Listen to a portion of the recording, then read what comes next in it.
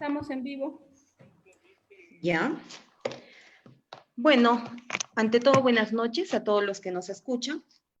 Como anteriormente les habíamos prometido, vamos a tener la participación esta vez del doctor Francisco Álvarez Dávila, abogado por la Universidad de Piura, doctor en Derecho por la Universidad Austral de Argentina, magíster en Derecho Penal de la Universidad Católica y especialista en compliance y autor de algunos artículos que he tenido el gusto de leer y compartir justamente con el doctor Francisco Álvarez Dávila.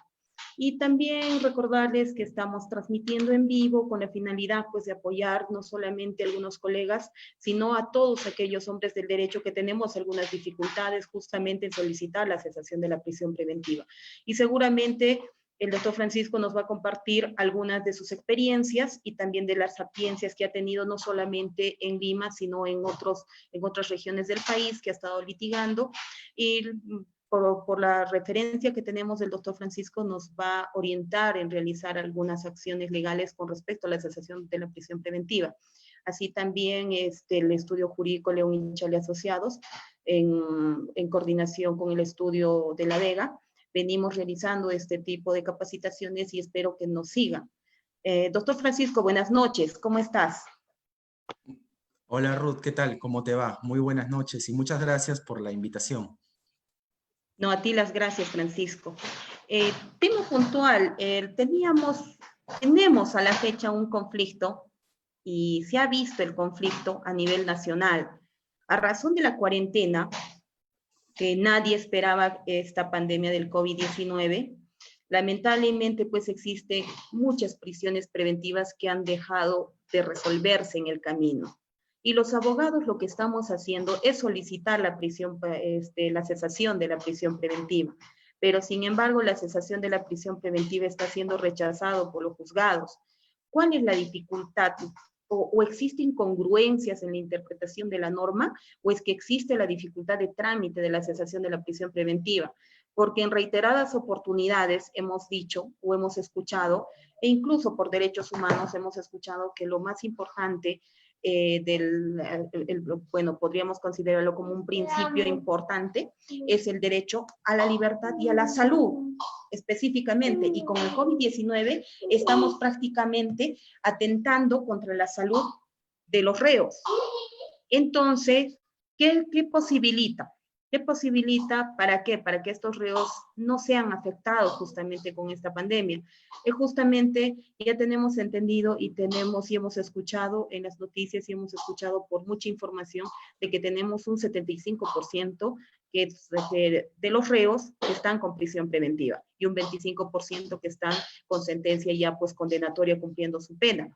Sin embargo, ¿qué hacemos con este 75% de reos? ¿Los seguimos manteniendo hacinados en un penal o en un establecimiento penitenciario?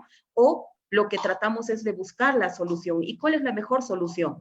Medidas menos gravosas, ahí tenemos la detención domiciliaria, la cesación, la comparecencia con restricciones, ¿no? Que pueden ser impuestas por los juzgados.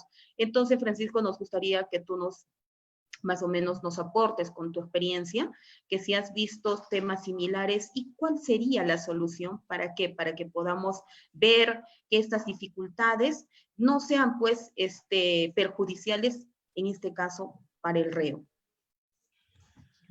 Sí, muchas gracias por la pregunta, ¿no? Creo que sería conveniente comenzar primero con una reflexión general, ¿no? Y creo que el problema que hoy tenemos no es básicamente un problema de normas. Ya compartiré que hay algunos artículos del propio nuevo Código Procesal Penal que habilitan la posibilidad de la revisión de la prisión preventiva, no solamente mediante el cese, sino incluso a través de la revisión de oficio. Y creo que sobre prisión preventiva ya se ha hablado bastante.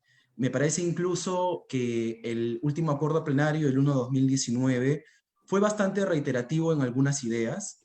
Se dieron algunos pasos, tampoco tan grandes, para reforzar algunos temas, como por ejemplo el peligro procesal, que no se presume, que el paso del tiempo es una circunstancia importante para influir en la prisión, para influir en si la prisión se mantiene o no, el tema de que la prisión preventiva no es una pena anticipada, que son conceptos que creo que la mayoría de abogados con ciertos años de ejercicio más o menos ya conocen, incluso los alumnos de pregrado en sus clases ya lo tienen medianamente claro.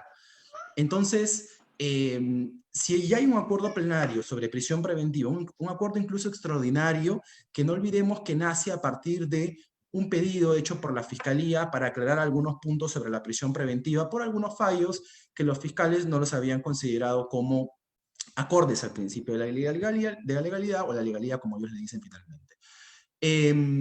Hoy, por ejemplo, escuchaba una pequeña conferencia y hablaban que el acuerdo, lo criticaban y decían, lo que pasa es que el acuerdo no nos dice más supuestos.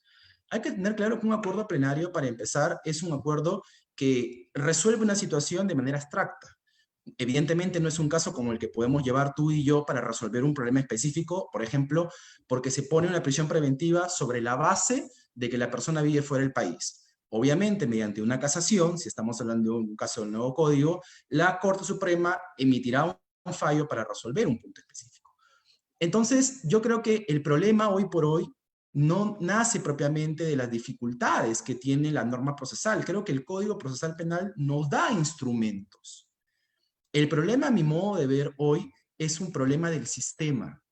Y acá hay que decirlo, creo, con nombres y apellidos, es un problema de los jueces que por alguna razón no muestran un lado de humanidad y por otra razón tampoco se olvidan que las personas en prisión preventiva, normalmente con sus diferencias, igual, porque hay gente que está en prisión preventiva por delitos graves, también hay que decirlo, aquel que está en prisión preventiva por un robo agravado, medianamente además con actos de investigación avanzados, supongamos, o alguien que pertenece a una organización criminal, que por ahí también tiene la investigación avanzada. Pero es bueno también no hacer generalizaciones.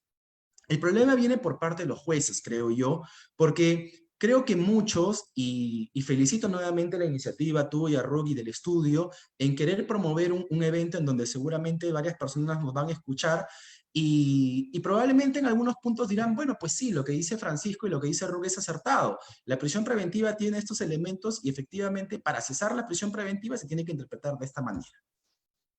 Entonces, el problema es que nuestros destinatarios de estas interesantes charlas o seminarios no necesariamente nos escuchan, no necesariamente quieren aventarse y dar un paso más allá. Pero esto no es una novedad, advierto.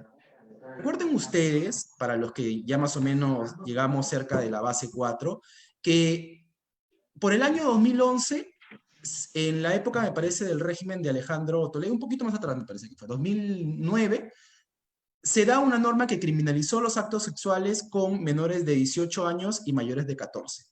Esa norma, Ruth, todos los jueces la comenzaron a aplicar, a pesar de que existía una oposición por parte de cierto grupo de la doctrina y también por parte de ciertos legisladores a esa norma, porque nuestro Código Penal desde que nació, todos los actos sexuales, ojo, consentidos, entre menores de 18 y mayores de 14, los consideraba como parte de la libertad sexual de un adolescente que la estaba formando. Ya no hablamos probablemente de una indignidad sexual.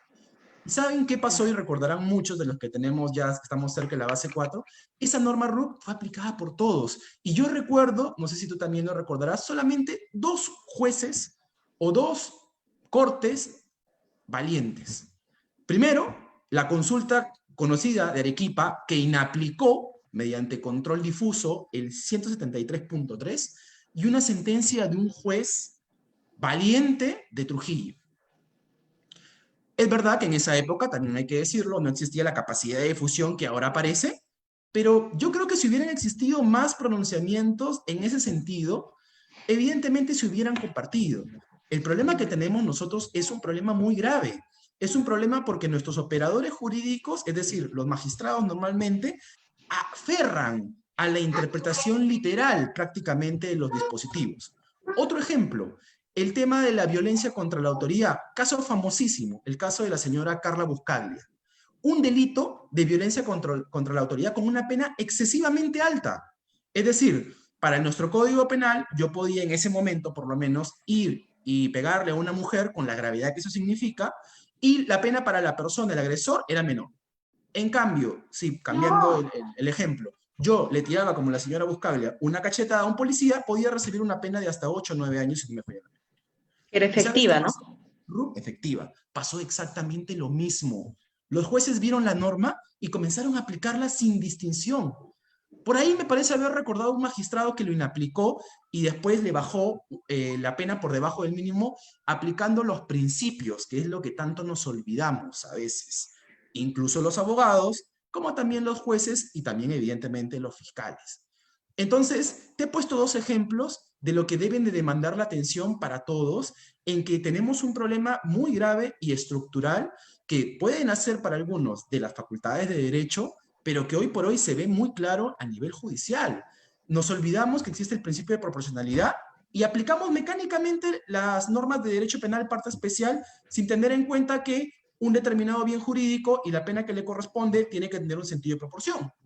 O por otro lado, nos olvidamos que hay determinados derechos, como el derecho de la libertad sexual, que se le reconoce incluso a los adolescentes, al punto que se pueden casar, ojo, menores de 18 años se pueden casar, y lo aplicamos automáticamente. Es más, también lo recordarás esto, recordarás que en una época de populismo punitivo, que nos estamos acercando de hecho a esa época igual, la prisión preventiva se podía imponer con un requisito mínimo de una pena de 1 año. Mira hasta dónde llegamos. Y esa norma, felizmente, duró poco, pero no me sorprendería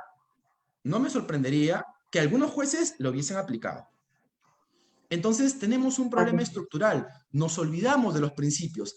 Va a un tema, recuerdo por ejemplo un caso que resolvió la Sala Penal Permanente de un señor que cuando tenía 18 años tuvo relaciones sexuales con una menor de 14, tenía 13 años y 9 meses, pero esa relación se mantuvo, en algún momento hubieron problemas y entiendo que la mamá lo denunció, porque evidentemente si uno se tenía a la literalidad de la norma, tener relación sexual en aquella época con una menor de 14 años era delito. Y el señor había concebido una familia con la señora. Ya incluso el proceso duró tanto, Ruth, que ya tenía, creo, 35 años cuando llega a Suprema, condenado. ¿Y sabes qué hizo la Corte Suprema? Aplicó los principios generales del derecho, aplicó un principio extrapenal, el principio de interés superior del niño. Aplicó el principio de proporcionalidad al caso concreto y le bajó la pena al señor a 4 años efectiva. Y suspendida. Suspendida, perdón, suspendida. Suspendida, Entonces, claro. ¿qué nos revela esto? ¿Qué nos debe de revelar a todos? Que tenemos un grave, un dramático problema de interpretación, un olvido total por los principios. Total, total. Algunos jueces en las audiencias dicen, no, no te puedo cesar incluso de oficio, porque el 283, hay una fijación con el 283 increíble, no me lo permite, pero se olvidan que existe el 255, que faculta incluso al cese de oficio. Incluso lo faculta. Es más, esta última resolución, Ruth, la 138-2020, que es, digamos, lo que tuvo que hacer el Poder Judicial, dado que el Poder Ejecutivo un poco se lavó las manos con el tema del hacinamiento de los penales, lo que dice la propuesta de norma de San Martín y de Prado es, yo te doy a ti, jueces, estas herramientas, porque para empezar, la ley las dice. Y esa directiva es la que permite el cese de oficio. Entonces, ¿qué sucede acá? ¿Por qué llegamos a un sistema en el cual el juez prácticamente se ve perforado en el principio de independencia y depende de lo que en buena cuenta el Poder Legislativo o el Poder Ejecutivo se lo demande? Entonces tenemos acá un discurso distinto, un discurso contradictorio, porque por un lado el Poder Judicial clama independencia incluso presupuestal, clama incluso la posibilidad de poder tener capacidad legislativa en algunos casos, ahora la tiene un poco limitada, pero en fin, pero clama una serie de cosas que al final, en la práctica, uno termina diciendo, sí, pues, pero al final termina siendo el Poder Ejecutivo, el Poder Legislativo, que frente a un tema evidente como es la inacción por parte de los magistrados, lamentablemente en su gran mayoría, de no querer dar el cese de la prisión preventiva, tiene que venir nuevamente un legislador o el Poder Ejecutivo para intentar reemplazar. Eso es increíble. Yo, por ejemplo, he consultado experiencias con amigos que tengo en Argentina porque por cursar el doctorado. En Argentina, para los que no saben, es un sistema federado. Eso quiere decir, imagínense que fuéramos así en el Perú. Eso quiere decir de que cada provincia es autónoma. El código de Córdoba no es el mismo que el código de Buenos Aires. Y además hay que ver que Buenos Aires es capital federal. El código de Chaco no es el mismo que el código de Buenos Aires o el código de Córdoba. Es más, en algunos se permite el juicio por jurados, para que vean la dimensión. Pero fuera de toda esa diversidad normativa con la que yo siempre bromeo con ellos, porque yo les digo, es imposible que un abogado en Perú haga eso si estuviese en Argentina, ¿no? Porque son muchos códigos. Fuera de eso, no han recurrido, con lo polarizado que es el país políticamente, no han recurrido a que el Poder Ejecutivo o el Poder Legislativo les diga a los jueces, ¿saben qué? Saquen a las personas, ¿no? Han comenzado a sacar, no tengo la estadística, pero sé que han comenzado a sacar. Es más, incluso, creo que por ahí lo corrió alguien en alguna red social, en casos de lesa humanidad. Imagínate eso. Mm, Acá, evidentemente, si uno pusiera, como creo que ha pasado hace poco con Alberto Fujimori, un habeas corpus, un cese, pues casi todo el país, o bueno, que no dicen que todo el país, pero una gran parte diría, no, imposible. Y en Argentina han sacado a gente que a varios que tienen incluso procesos por lesa humanidad. Y algunos sentenciados también ha tenido que salir, perdón. Porque al final creo que todos nos olvidamos, y hace poco tenía una audiencia, que al final el imputado es una persona y no hay justicia sin imputado. O sea, por más que yo tenga el mejor caso, el caso Lavallato, el caso en el que quiero que el gobernador regional o el alcalde de un municipio pase 5, 6, 7 años, si esa persona muere en 5, perdón, si esa persona muere en 1 o 2 meses porque le da el COVID, se acabó. La justicia no va a claro. existir. Salvo evidentemente que estés con esa línea que dice que la prisión preventiva en estos tiempos es lo máximo que va a poder alcanzar la fiscalía debido a que aparentemente el sistema estaría entrampado, ¿no? Digo, esa es, por lo Claro. menos, Ruth, mi primera aproximación que quería darles a todos los que nos están escuchando, porque ya no es un problema, Ruth, de que los abogados y la doctrina, la poca doctrina científica que hay en el país, haya escrito, tenga que escribir sobre la prisión preventiva. Hoy el problema ya no está tanto quizás en la producción de los abogados o en la producción de los que se dedican a la investigación académica. El problema es un problema estructural. Y eso, Ruth, ¿sabes cuál es? Es el peor problema. Porque yo no puedo ir y decirle a un juez, cambia tu criterio. Porque el juez, como tú lo sabes, por tu experiencia, es independiente y va a decir, no, ¿tú quién eres? La única forma es que exista una ley y que evidentemente a rajatabla el juez tenga que aplicarla. Pero a Claro. ese Mm. punto vamos a llegar. No muy pronto, perdón, no hay mucho tiempo, porque el Ejecutivo va a lanzar un proyecto de ley, perdón, está pidiendo facultades legislativas, pero vamos a ver qué pasa, ¿no? Y hace poco también, no sé si tú te enteraste, teníamos un proyecto de ley, la 5110-2020, que lo ha presentado el presidente Vizcarra con la finalidad de que haya el deshacinamiento prácticamente de los penales, ¿no? El mismo que no ha sido aprobado por el legislativo, por supuesto. Definitivamente. Cuando tú me dices de que es prácticamente es un problema estructural, pero en todo caso tendríamos que decir esto de la persona, o sea, de la Sí, persona como juez, ¿no? No sí, del sí, sistema, porque para mí el sí, sistema es bueno, el sistema es bueno, pero ¿quién lo aplica? Ese es el problema. Cuando hacemos referencia, ¿quién es el que sentencia y quién es el que emite las resoluciones? Es el juez. El juez tiene una norma que tiene que ser interpretada por este. Y ahí tiene que no solamente tiene que utilizar la sapiencia, sino también el razonamiento y el criterio, pues, ¿no? Criterio, aplicar criterio con la finalidad a quiénes le impongo y cómo le impongo. Por ejemplo, no sería perfecto para el Estado deshacinar el penal, evitar el hacinamiento, evitar el COVID, variarle, en este caso, mediante una cesación de la prisión preventiva, porque muchas veces confunden, ¿no? Cuando tú solicitas una variación, el juez te mire y te dices, ¿es una cesación o es una variación? sí, Porque al final estamos pidiendo lo mismo, ¿no? Estamos pidiendo lo mismo. Mediante es una verdad. variación, estamos pidiendo la cesación de la prisión preventiva, pero la variación consiste es justamente en solicitar que me varíen la medida, que la prisión preventiva la van a cesar, sí, pero no quiero que me dejen sin ninguna medida. En todo caso, impóngame una de comparecencia con restricciones que para mí me parece sería excelente también para el Estado. ¿Por qué? Porque yo le variaría siendo el Estado y parte del sistema, le variaría, pero imponiéndole pues una caución que seguramente va a beneficiar al Estado. y definitivamente nos vamos a garantizar con algunos, con la futura reparación civil, pero ya va a existir una caución y que al reo, válgame si el reo quiera pagar. Si no paga, ya pues es responsabilidad del reo, no lo paga, no sale. No Pero sale. sin embargo, si paga, tenemos un dinero, porque ahorita es lo que más necesitamos a razón de la pandemia, no tenemos un ingreso, no tenemos un ingreso y ahorita las empresas están paralizadas económicamente, el Estado está mal. Entonces, esta sería la mejor forma, por lo menos, de subvencionar.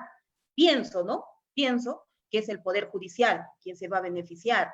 Que si bien es cierto, las cauciones van a estar paralizadas ahí, pero pueden ser utilizables. En vez de que estemos invirtiendo en reos que estén hacinados en el penal, pero sin embargo, el Estado sigue invirtiendo en ellos.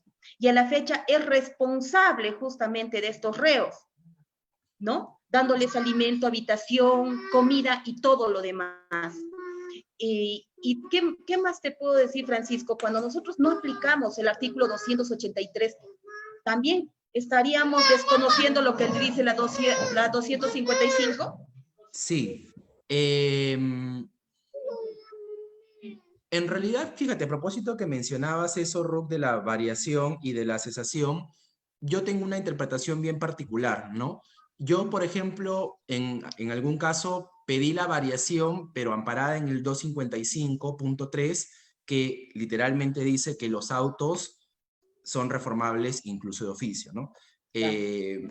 Y en cambio, yo entendería que la cesación pura, es la del 283, ¿no? Pero fíjate que pasa una situación bien particular en este nuevo código que para algunos no lo terminan de entender aún del todo, que es la siguiente a propósito de lo que tú mencionas, ¿no?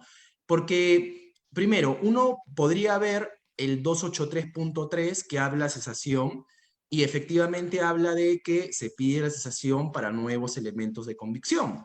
Eso lo dice literal. Hay algunos magistrados que equívocamente dicen que los nuevos elementos de convicción se refieren, hay dos interpretaciones. A, como el término es infeliz o impropio, elementos de convicción, ¿para qué se utiliza? Para responsabilidad penal y por lo tanto son elementos de convicción o esos nuevos elementos de convicción tienen que versar sobre la autoría o la participación de un delito.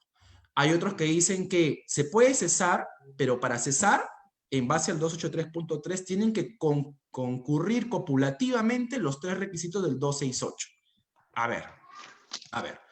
La primera interpretación es manifiestamente equivocada porque el propio tenor legal nunca habla de elementos de convicción sobre la autoría o participación en un delito.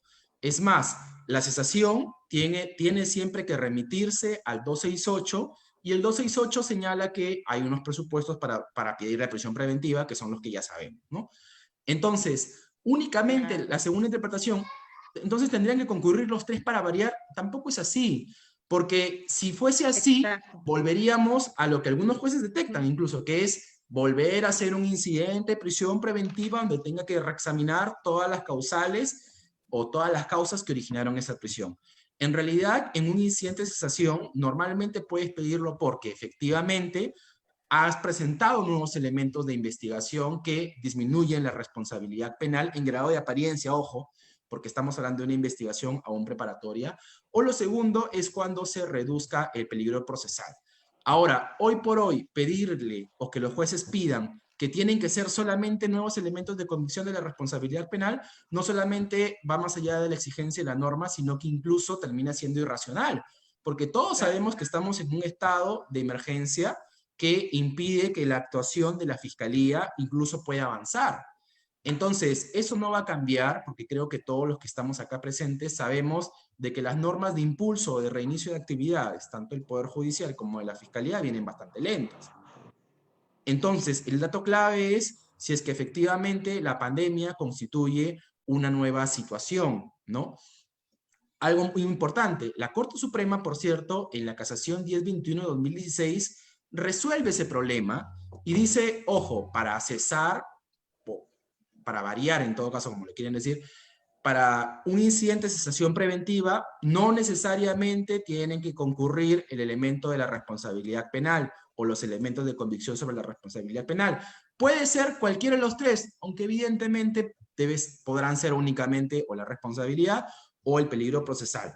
Yo diría que incluso en algunos casos deberían ir los dos, porque por ahí el fiscal agarra y te dice, ok, me has variado la responsabilidad penal, pero hay un peligro de perturbación de la actividad probatoria porque Claro. tu imputado, a través de alguien, buscó al testigo o buscó a la víctima, frito pescadito, ¿no?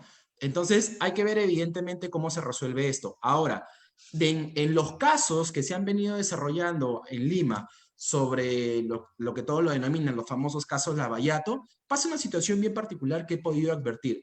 Por un lado, las defensas vienen pidiendo el cese de prisión preventiva, amparado en que el COVID ha reducido el peligro procesal y que además no hay peligro de fuga, etcétera, etcétera, etcétera. Y los jueces, la mayor parte de veces dicen, o por lo menos en estas últimas resoluciones dicen, no te lo doy, porque el COVID no constituye una nueva circunstancia y aparte no ha reducido el peligro procesal. Pero al final te dicen, pero yo de oficio te sustituyo la medida. A ver, creo que la vez pasada una charla del doctor San Martín, escuché una parte, pero me parece que esta parte no la llegó a abordar, porque él decía, ¿no? Que efectivamente por el código y por el tema de principios se puede incluso de oficio remover o cambiar la prisión preventiva, ¿no? Pero, ojo, de oficio no significa, mucho cuidado, que lo hace porque se le da la gana. Acá no estamos hablando de actos administrativos, discrecionales y sin motivación. Ojo, ojo con eso. Que sea de oficio significa que el juez de mutuo propio, ¿no? Puede agarrar la carpeta y resolver, que de hecho eso es lo que decía la directiva contenida en la resolución administrativa 138/2020. ¿Qué le decía al juez? Le da un camino, ¿no? Tú, juez, que pide un reporte del caso, que el fiscal te dé la información y evalúa incluso con una audiencia para ver si procede o no procede. De oficio no significa sin motivación. De oficio significa que tú tienes la facultad para instar de oficio, pero evidentemente fundamentar. Y ahí es donde viene la contradicción. No puedes decir que no te doy la cesación porque el tema del COVID no tiene relevancia jurídica, pero al final sustituye de oficio amparado en el COVID. Entonces, no entiendo. No que el COVID no era, pero al final sí es. Esa parte es contradictoria, ¿no? Uno cuando sustituye cualquier medida de coerción, la sustituye en base a una fundamentación, por más que sea oficio. Pero esa fundamentación, repito, tiene que darse sobre alguno de los presupuestos. Porque si no, esa resolución se incardina en un defecto de motivación aparente. Claro, porque si nosotros estamos hablando de la prisión preventiva, estamos hablando de los 3 presupuestos, que todos ya lo conocemos, ¿no? Sí. Fundados y graves elementos de comisión, prognosis de pena y peligro procesal, que se divide en 2, obstaculización o fuga. Perfecto. Ya lo tenemos establecido en el Código Procesal Penal. Pero, sin embargo, es necesario, justamente a lo que tú ibas y en algún momento lo conversábamos. Si bien es cierto, no puedo, en este periodo del COVID, estamos hablando desde 15 de marzo para adelante, ¿cómo yo podría actuar nuevos elementos de convicción para pedir la cesación de la prisión preventiva? Tanto fiscalía y juzgado no funcionan y prácticamente el imputado se ve imposibilitado y definitivamente su defensa en actuar nuevos elementos de convicción. Es prudente que el juzgado pida elementos nuevos de convicción que enerven justamente, que enerven lo que ha pedido o lo que ha impuesto a un inicio la prisión preventiva, el artículo 268. No podríamos. Entonces, es por eso que se les faculta también al juzgado. ¿Para qué? Para que ellos puedan resolver de oficio. Y no solamente resolver de oficio, e incluso se les faculta para que ellos puedan revisar, sin que sea pedido por la defensa, las prisiones preventivas. No solo las prisiones preventivas, sino también las prolongaciones de las prisiones preventivas. Porque, sí, ojo, no estamos hablando de un condenado, estamos hablando de un procesado. ¿Y qué es lo que se quería evitar? Y como en algún momento tú me lo dijiste, ¿no? ¿Qué es lo que se quiere evitar con la prisión preventiva? Es que el reo cumpla con el proceso y esté pendiente del proceso. No es que le estemos dando una condena anticipada, porque pareciera que ahora, prácticamente con las restricciones de las cesaciones de la prisión preventiva y también de las prolongaciones de las prisiones preventivas, pareciera que estamos tratando pues de que el reo ya cumpla su condena, ¿no? antes de que sea sentenciado, y prácticamente omitiendo y olvidando el principio de inocencia, ¿no? Entonces, estamos frente a una situación que no solamente afecta, hablemos así claros, que no solamente afecta, digamos, a los abogados que litigamos. ¿Por qué? Porque a los abogados que litigamos nos dejan indefensos en actuar nuevos elementos de convicción. Yo quiero definitivamente presentar en algún caso determinado nuevos elementos de convicción, pero ¿cómo lo hago si la fiscalía y el juzgado no funcionan? Son 2 meses. Son 2 meses, estamos hablando de 60 días. En 60 días, dentro de una investigación, ¿no?, ordinaria, no hubiéramos estado con la pandemia, ya se hubiera tenido nuevos elementos de convicción en muchos de los casos, yo creo, no solamente en algún caso determinado. Y creo que el mismo problema tienen muchos abogados de demostrar los elementos de convicción que enerven justamente el inciso 1, pues, del artículo 268, los elementos, los graves y fundados elementos de convicción. Ahí es como que estaríamos recordando que solamente es este elemento, o sea, este inciso que se tiene que respetar, o este requisito, o parte de la petición que se hace, que si solamente eso se tiene que respetar, ¿para qué? Para que haya una cesación de la prisión preventiva. ¿Y por qué no en la variabilidad, digamos, del tipo penal? ¿Qué tal? Un fiscal varía su tipo penal en la acusación, pongámosle, por un delito, no sé, de violación, y al final se llega a establecer que es tocamientos indebidos. La pena reduce, ¿verdad? Y va a ser otro el panorama. Y es necesario continuar con la prisión preventiva a pesar de que se varíe el tipo penal. Y al variarse el tipo penal se está variando la prognosis de la pena. Y es uno de los requisitos justamente también de la procedibilidad de la prisión preventiva. En este caso, del peligro procesal, el COVID-19, al existir de que a la fecha las fronteras están cerradas, el estado de inomovilidad, el toque de queda, etcétera, ¿reduce el peligro de fuga?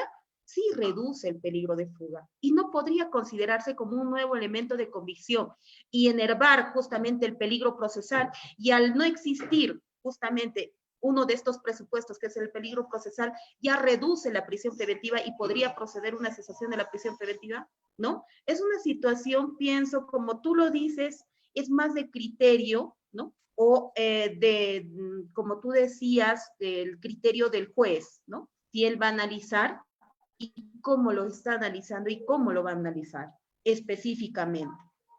Sí, es más, A ver, Francisco. De hecho, Ruth, fíjate que a propósito de lo que mencionas y un poco en consonancia con lo que mencionaba al principio de mi intervención, esta necesidad de tener que darle al juez incluso el A, B, C, D y E, que en el proyecto que envía el Poder Judicial al Poder Ejecutivo, que luego el Poder Ejecutivo lo hace suyo, porque así pasó, y se lo pasa al Congreso, que incluso me parece que te lo compartí, se llega a modificar el Código Penal, y la verdad, disculpen que me río un poco, pero, o sea, tenemos que llegar al punto que han pretendido en ese proyecto que se modifique el nuevo Código Penal para que el tema de la pandemia quede ya circunscrito, ¿no?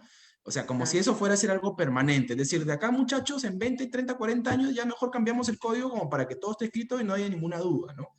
¿Por qué esa excesividad en tener que darle al juez? Estamos pasando, fíjate, a lo que pasaba hace muchos años, que es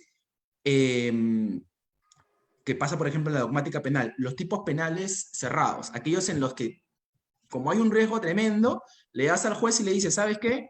Este es, si esto pasa acá, pa. O por otros casos, ¿no? Que algunos abogados defensores dicen, no, es que los acuerdos o la resolución de los jueces tienen que ser más expresa. El problema que tenemos es que en nuestra casuística, fíjate que mencionabas muy bien ese caso de cómo el tipo penal, el cambio del tipo penal puede ser una circunstancia relevante.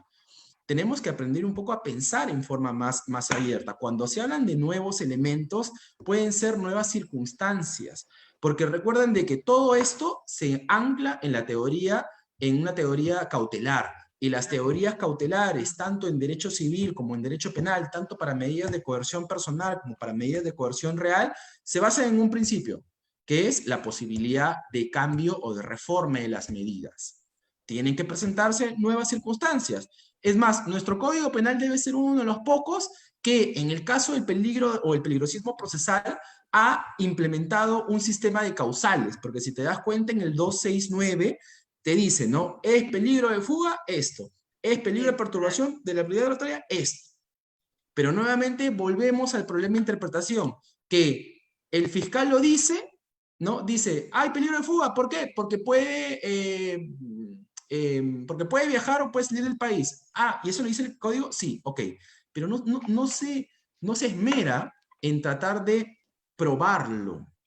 Y cuando, ojo, me hablo de probarlo, no me refiero obviamente a una prueba como si estuviéramos en un proceso, sino que tiene que haber una inferencia por indicios de que hay un peligro de fuga, o tiene que haber una prueba o un acto de investigación claro que evidencie que efectivamente el imputado se puede fugar. Pero, como lo dice la Corte Suprema en varias resoluciones y algunos magistrados también que lo siguen, los peligros tanto de fuga como perturbación de la actividad probatoria no se pueden presumir. Yo no puedo decir, ah, bueno, yo presumo que pues si te dejo libre vas a perturbar la actividad probatoria. Y ese tipo de resoluciones son problemas bastante constantes, en donde los jueces infieren los peligros, y eso es una actitud equivocada, ¿no? Teresa de Armentado, que es una profesora española, tiene un libro magnífico sobre la teoría del proceso cautelar, en donde te describe maravillosamente con una claridad conceptual muy, muy buena, que en los temas de peligro, sismo procesal, no pueden hacerse inferencias. Y es más, para los que están interesados en el tema y en el libro de Teresa, incluso te llega a establecer algunas fórmulas sobre cómo establecer las inferencias o los indicios para llegar a estimar que en un caso en concreto puede haber peligro procesal, llámese de fuga, llámese de perturbación de la actividad probatoria. No necesitamos en realidad, Ruth, si estuviéramos más abiertos a la interpretación, y ojo, a la interpretación correcta de la norma, no necesitamos códigos que establezcan causales, porque es más, incluso nuestro código reconoce casos específicos y aún así, ¿sabes qué pasa? Los jueces o los fiscales los inaplican. Te pongo un ejemplo. El 94.d faculta la posibilidad del agraviado de impugnar el auto sobreseimiento o la sentencia absolutoria. Hay algunos que no lo conceden. Es increíble. San Martín, por ejemplo, en una conferencia dijo, oye, esto tienes que aplicarlo. Acá no es un tema de que el sistema acusatorio, que no sé qué, que no sé cuánto. No, porque por último, porque es una opción siempre, ¿no? Si tú crees que el 94.d es inconstitucional porque afecta de algún modo el tema del principio acusatorio, entonces haz tu control difuso e inaplícalo. No me crees una interpretación. Inaplica, ten la valentía y el coraje jurídico para efectivamente inaplicar, como te ponía algunos casos en los que ha sucedido eso. Yo inaplico por esto, por esto, por esto, por esto, por esto, ¿no? La sentencia del caso de violación del caso de Trujillo, o del 173.3, es extensa, a algunos no les gustará la extensión, pero lo importante es que desarrolla un fundamento para poder inaplicar una norma en el caso en concreto. Eso casi ya no se hace en el Perú. Simplemente dicen, no, construyen algo, quieren exagerar, hacen una analogía, de hecho, y malamparten, y finalmente terminan limitando. Entonces, y creo que la reflexión que hago acá, Rook, es, oye, en algunos casos tenemos normas claras, pero aún así el juez no la quiere aplicar. En otros casos la norma aparentemente tiene un margen de interpretación, pero el juez la inaplica así, ¿no? Entonces, insisto, el problema que tenemos es un problema de interpretación y es un problema bastante grave. No es un dato casual. Porque, como tú dices, insisto, en el artículo 283, en el inciso 2, perdón, en el inciso 3, ¿qué es lo que dice? La procedencia para la cesación de la medida procederá cuando nuevos elementos de convicción demuestren que no concurren los motivos que determinaron su imposición y resulten necesarios sustituirlas. En ninguna parte dice que debo enervar solamente los graves y fundados elementos de convicción, sino dicen los motivos. ¿Y cuáles son los motivos? Estamos hablando prácticamente de 3 presupuestos que establece la 268. Y la 268, cualquiera de estos presupuestos que se puedan enervar, puede ser accesible para que puedan cesar la prisión preventiva, no solamente enervar los graves y fundados elementos de convicción. Como hablábamos anteriormente, también puede ser el hecho de que se varíe. Sí, efectivamente en una casación han resuelto que, bueno, la imputación, pues, cuando existe una variación de la imputación, en este caso del tipo penal no se podría considerar como un nuevo elemento de convicción, ¿no? Pero sin embargo, nosotros tendríamos que interpretar y, como tú dices, utilizar el razonamiento en qué casos se consideraría y en qué casos sí se podría aplicar ese sentido, ¿no? Y Sí, sí, con sí. respecto al COVID, podríamos considerarlo como un presupuesto para la cesación de la prisión preventiva. Yo ¿Crees tú creo que que lo sí. podríamos Yo creo que considerar? sí. El COVID sin duda es un nuevo elemento, ¿no? Porque hay dos efectos. Bueno, hay un principal efecto del COVID, que es cerrar las fronteras y además incluso la imposibilidad de poder transportarte de manera interna dentro del país. Entonces, ojo, que también eso tiene que ver con la razón por la cual se te dio la prisión preventiva. Si a mí se me da la prisión Claro. preventiva porque había peligro de fuga, que abandone el país, evidentemente eso no va a cambiar en 7, 8 meses, ¿correcto? Entonces, bueno, tienes que ver, obviamente siempre caso por caso concreto. Si el peligro, la perturbación de la actividad probatoria, vamos manejando eso, ¿no? Porque eh, puede pasar que el delito se cometió en una provincia a 3, 4 horas, nuestro país es muy grande, y el imputado, como no hay penal, está en el penal de la capital de la provincia, ¿no? En ese caso, si no se va a poder trasladar la persona, bueno, difícil. Por último, como ya ha venido pasando en algunos casos acá, y no hace mucho en Lima, sucedió el cambio de la prisión preventiva de Keiko Fujimori, donde se dijo que si, eh, primero, que el paso del tiempo influye en el tema del peligro procesal, y en segundo lugar, lo que se dijo fue que en todo caso, si hay un eventual peligro de que ella se acerque a los testigos, bueno, dale una medida, amparándote en el principio de proporcionalidad, una medida en el subprincipio de más de necesidad, que es, hay una medida igual de necesaria que puede cumplir ese fin. Si yo lo que busco es proteger que la imputada o el imputado perturbe la actividad probatoria porque se acerque, bueno, pues le impongo, como por ejemplo también en el caso de PK, la imposibilidad de comunicarse con los testigos, le hago una lista incluso, o de los otros coimputados y ya está. Y eso, Ruth, es muy sencillo, muy fácil de poder resolver. O sea, no es tan complicado que un fiscal diga, se comunicó con el testigo, ya, o en todo caso, levanta el secreto de las comunicaciones y está bingo. Y con eso ya tienes a la persona nuevamente en prisión. Entonces la pregunta es, ¿hay otros medios, otros elementos para poder controlar el peligro procesal teniendo en cuenta la pandemia? Y esa es una pregunta que tiene que hacerse cada juez al momento de resolver cada incidente de prisión preventiva. No tiene que ser una pregunta de que, oye, voy a soltar a alguien porque sí, no. Tengo que tener en cuenta que tengo por un lado una persona que tiene presunción de inocencia, que es lo único que nos separa a nosotros del sistema, o es el único límite en todo caso para que la actividad persecutora del Estado no sea tan fuerte contra nosotros, ¿correcto? Entonces tiene que valorar también el principio de presunción de inocencia y valorar también las circunstancias del caso en concreto para poder determinar si es que efectivamente procede o no la variación de la medida. Pero hay mecanismos, no es necesario que una norma procesal, insisto, venga y nos diga, oye, por si acaso, el COVID es una nueva circunstancia, ¿qué estamos pidiendo? O sea, como parte del proceso, ¿qué estamos pidiendo? ¿No? Entonces, eso Claro. es lo que te quería decir ya para poder acabar mi intervención, Ruth, porque lamentablemente tengo una pequeña circunstancia que atender ahora. Sí, ya me comentaron por ahí que vas a ser papá. Felicitaciones, Francisco. Un fuerte abrazo desde acá para el Gracias, futuro Ruth, muchas papá, gracias. o ya pronto, a pocas horas. Solamente una pregunta, Francisco, para concluir y ya dejarte ir.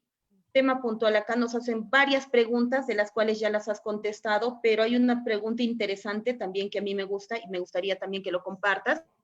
Hacen referencia y dicen que si un reo está con COVID y solicita la cesación de la prisión preventiva, ¿bajo qué argumento debería solicitar la defensa la cesación de la prisión preventiva si el reo se encuentra con COVID? Uy, yo creo que ahí ya la situación de peligro, porque ojo, el COVID genera, como yo le digo en términos dogmáticos, una situación de peligro abstracto para la salud. Digo de peligro abstracto porque el virus está por ahí, ¿correcto? Claro. Pero cuando ya una persona está, digamos, el delito se consumó, por decirlo de algún modo, ¿no? Entonces, evidentemente ya no estamos hablando de un peligro genérico para todos los reos, porque el hecho de estar ahí puede producir que si el virus entra, muere.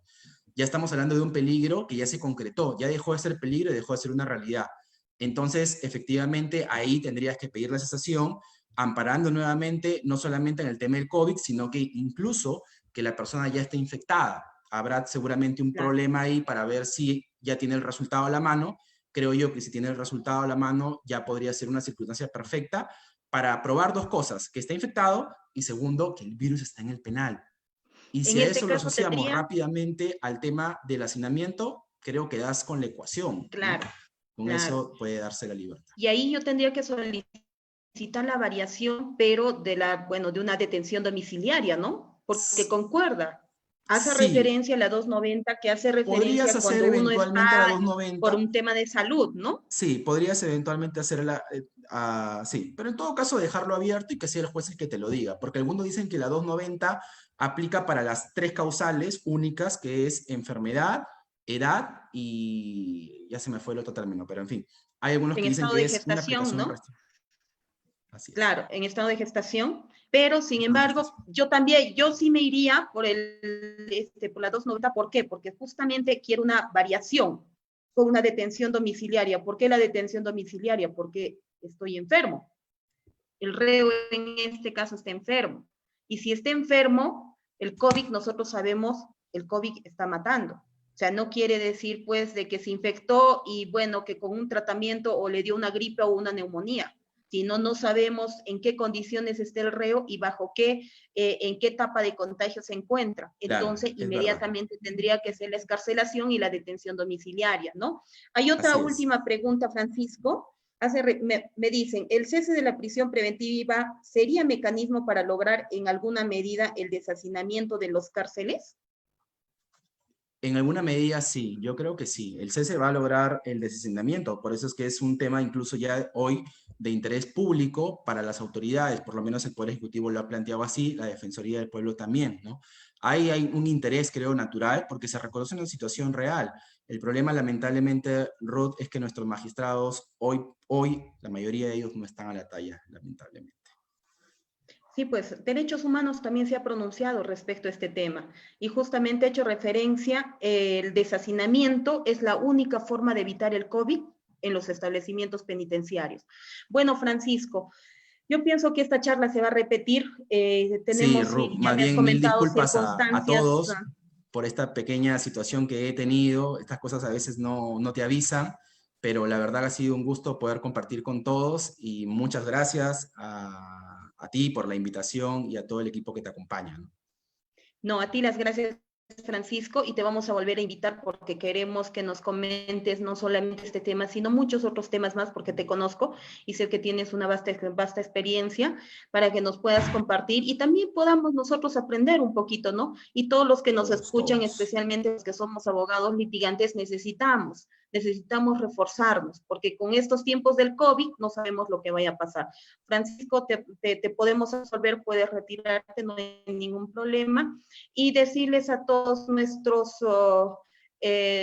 todos los que nos escuchan, nos visualizan, que para la próxima tenemos otra charla, tenemos también otro invitado, y pedirles que nos sigan en nuestro Facebook vía virtual, y decirles que les vamos a estar comunicando otro tema interesante, que no solamente van a ser abogados quienes van a exponer, sino también vamos a tener invitados, así como magistrados y fiscales, con la finalidad de que nos absuelvan y también nos puedan precisar su punto de vista justamente por el tema que tan álgido se viene suscitando, que es las cesaciones de la prisión preventiva y prolongaciones de la prisión preventiva, que podríamos considerar que a razón del COVID sí ha causado lamentablemente ha causado una indefensión, no solamente al reo, sino también podríamos considerar que a la Fiscalía y al Poder Judicial, porque así como la defensa, los imputados, los procesados, no pueden recurrir al Poder Judicial, también la Fiscalía no puede realizar ningún tipo de acción. Entonces, prácticamente todo el aparato judicial está inmovilizado, salvo los que están, pues, con prisiones preventivas, en este caso, cuando existan peticiones de prolongación de prisión preventiva y cesación de prisión preventiva. Mis queridos amigos, pronto nos estaremos conectando. Muchísimas gracias por la audiencia. Y la próxima semana también estamos con otro tema interesante. Esperamos que nos sigan sintonizando. Muchísimas gracias.